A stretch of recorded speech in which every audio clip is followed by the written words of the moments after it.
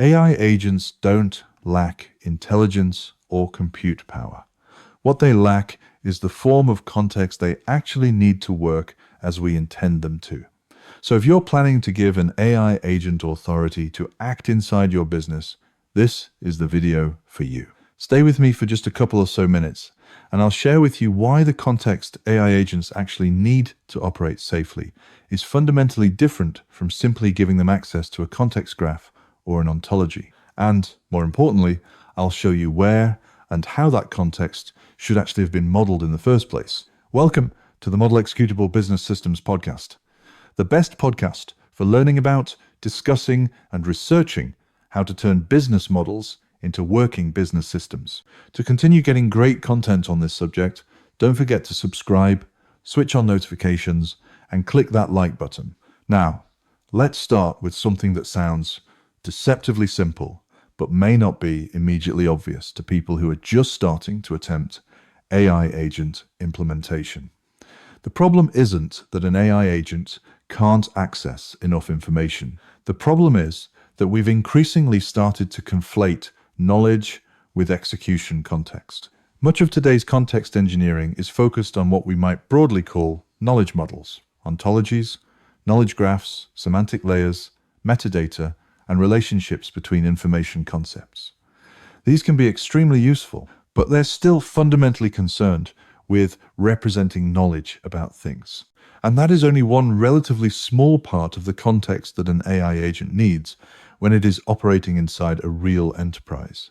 An enterprise isn't simply a collection of things we know about. It is an interconnected, multi-level system of purpose, tactics, communication, activity, and execution. And if we just give an agent a knowledge model and expect it to infer the rest, we're asking it to reconstruct context that should have been explicitly modeled.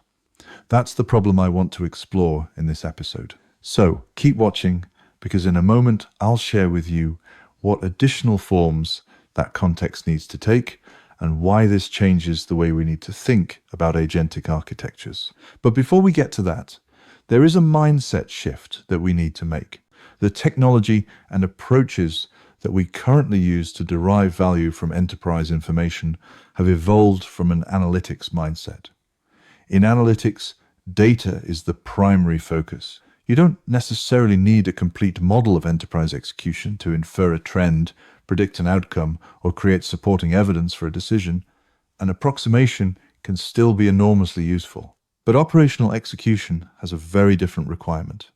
We're asking an AI agent to determine what should happen next. So it needs to understand purpose, intent, and desired outcomes, rather than simply value. And that changes the mindset completely. The question is no longer simply whether the model is useful.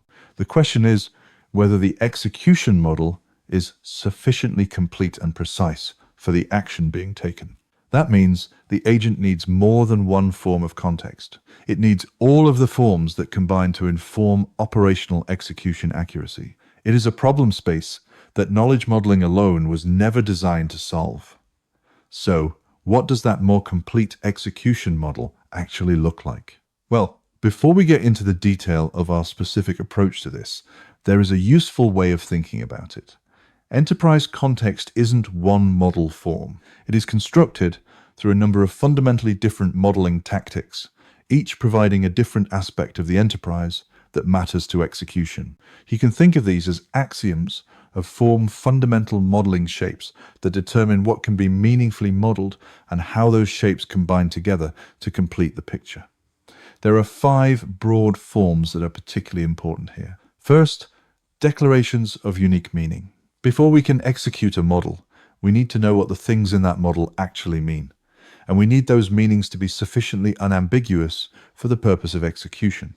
This is deeper than simply attaching labels or definitions to data. It establishes the semantic substrate from which the rest of the model can be constructed. Second, hierarchies of purpose. The second form is the structural form of the enterprise itself. Enterprises have natural hierarchies of purpose. These aren't simply convenient arrangements for organizing information. They define the structural architecture through which the enterprise operates. And those hierarchies need to provide disjointness of inheritance, authority, and structural form. That disjointness applies not only across different areas of concern such as capability, application, organization, or feature, but also across multiple distinct occurrences within those areas of concern. Each occurrence, therefore, has a defined structural position, a defined inheritance and superiority position, and a defined authority context. That is the role of enterprise architecture. It provides the structural framework in which the active components of the enterprise can be placed, distinguished, and related without collapsing their distinct enterprise purpose. Third, intersections and flow. Once we have meaning and structurally distinct positions, we need to model how the different parts of the enterprise intersect, combine, and flow between them.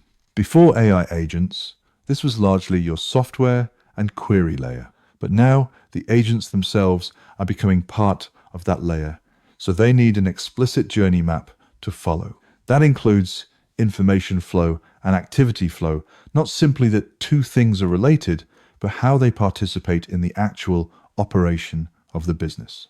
Fourth, modifiers. Because enterprises don't simply execute the same way under every circumstance.